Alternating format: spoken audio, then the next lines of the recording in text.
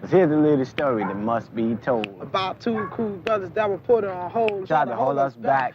Fortune and fame, they destroyed the crew and they killed our name.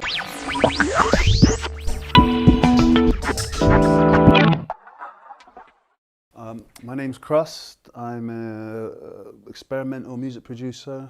I've been doing this for like 20 years. I started kind of in school, really. I watched this film called Wild Style.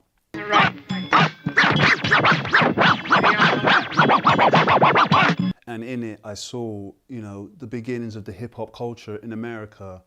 And, I was 14 years old and I was watching it on the screen. And I was amazed watching these kids, breakdancing, spraying on walls, MCing, DJing, and it just captured my imagination. And it really, for me, at that age, it was like, right, I have to figure out how I can recreate that. And me and my brothers, we sat around conspiring, figuring out a way how we could actually, create our own version of the Bronx in Northwest, right? The school was very good. I went to Mary Boys School. The school was good. They let us have a room in there, so they let us spray it up, put cardboard down, get a little boogie box, and we held discos in there once a week or once every 2 weeks. And that really kind of just set the ball rolling. After that, we took the whole idea to a youth club, Eagle House Youth Club, did the same thing there. Did, but a little bit bigger. By then we left school, we clubbed together and bought our first turntables and a set of speakers. The official adventures of The Great Master. That was like really exciting for us. And then after that, we took that idea to like a squat. People here love the way I run my game. They can't wait to see me make the Hall of Fame. And we fixed the roof up, spray painted the walls, everything, cleaned it all out, and we held parties once a month. So that really was the beginning. Out of that, opportunity came from my brother. Made this track called Wishing on a Star with Smith and Mighty. And that track got to number 10 in the national charts. I'm wishing on a dream.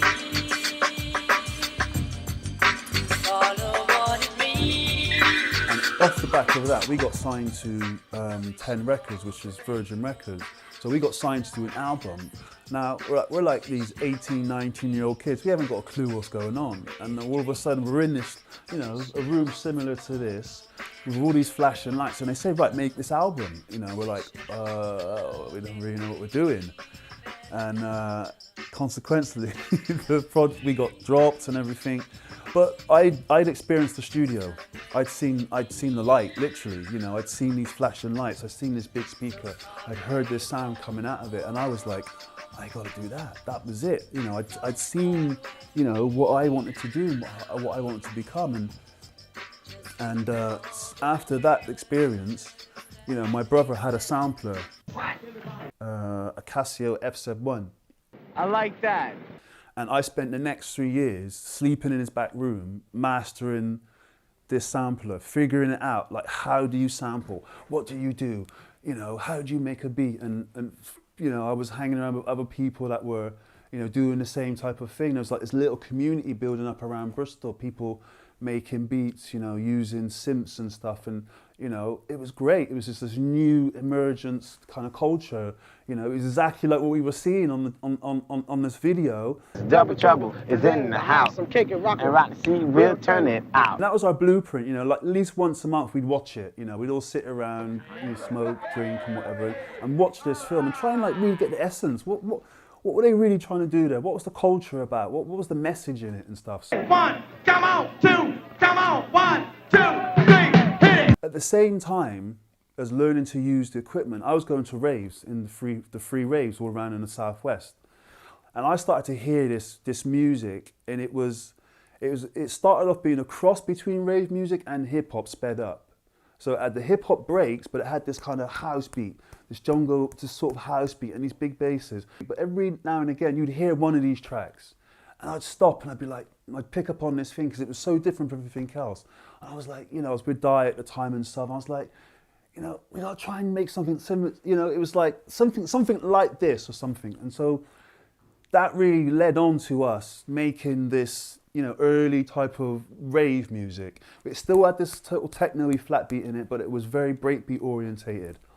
And that went on for a while until one day we were all in the studio just messing around, and we decided to take the flat beat out, and we were left with this kind of like breakbeat kind of thing. We didn't really know what it was. You know, that's a hell of an idea. I mean, I remember it very clearly. We just sat around this room looking at each other thinking, what is this?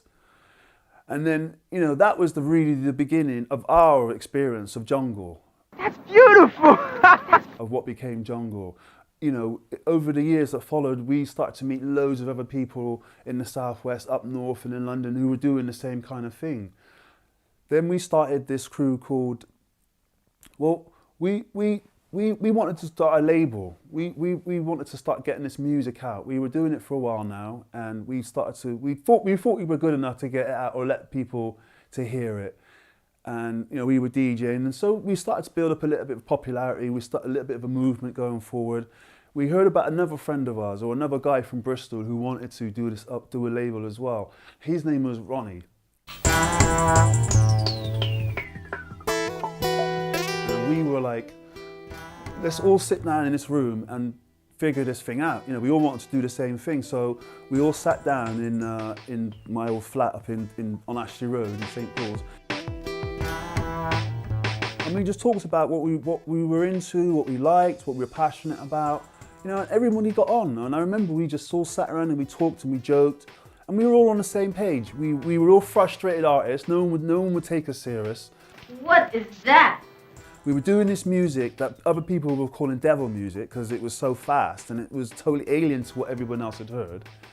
But it made complete sense to us. You know, we were like this group of guys who were quite, you know, progressive and futuristic and whatnot. We were into experimenting. We were just into experimenting and pushing the boundaries and trying to just be in that excitement of the moment, you know, and also as well relive that Wildstar moment, that initial excitement that we got from it, the passion from that. And so, And together, Forever. we're number one. we started this crew called Full Cycle.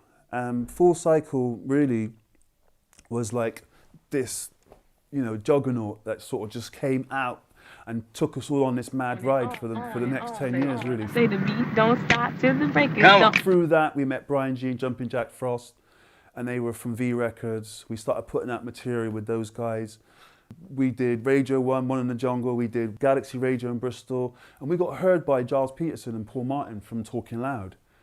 And we started to talk to them about potentially signing and doing some album projects. And that was very exciting for us. I mean, we were doing lots of remixes. We were pretty sort of established now in the sort of a scene. Jungle music now has reached a peak, not a peak, but it's firmly in the underground now. It's normal.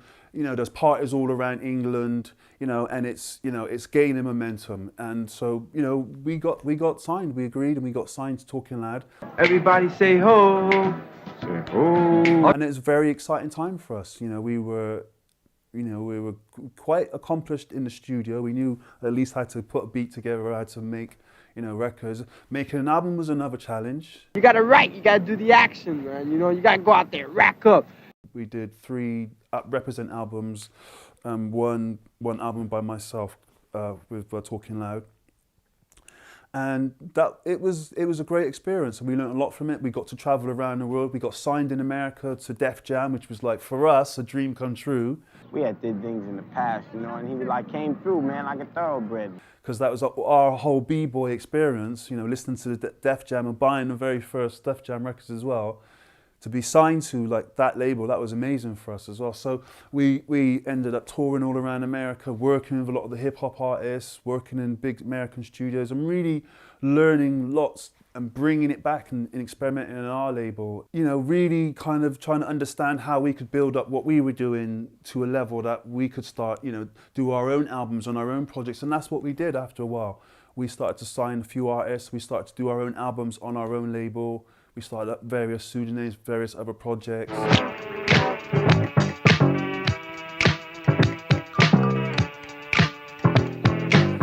And, you know, it's great. We did that for like 10 years. And then, you know, everybody kind of, you know, went their own way after that. So I travelled, I went to London, I studied, I did a lot of coaching and mentoring, learned a lot about psychology, spirituality, business, and started to develop a course and a workshop that I started to teach and go around other colleges and implement and stuff. And that now has led into more of what I'm doing now, which is kind of building some kind of... Yo, you Fade? Yeah, what's up? You the Fade? Yeah, who are you? Yeah. You run this joint? I'm sort of the manager, you know. Something to kind of give back as well, because what I've noticed on my travels is that everybody kept saying to me, you know, how did you create your label? How did you start becoming a DJ? And, you know, and I started at 14, so really, you know, I didn't know anything else. So for me, it's quite normal. And the people that I was hanging around with, it's quite normal, you know. We saw Wild Style. Do you know what I mean? It's like, we saw Wild Style. That was the blueprint. It's like, that's the Bible, dude. You know what I'm saying? This is great, man. You know what it is. You know what it is. You know what it is. You know what it is. You know what it is. You know what it is. This is great, man. Could guess who I be. Decide now what you want to do with your time. Have a clear idea. Yeah. You know, and then you've got to think about what's actually possible with digital. What could you actually do with digital you can't do with analog? You know, and then you've got to think about when they build the cyborg. That does both. Yeah. That's next level, dude. You know what I'm saying?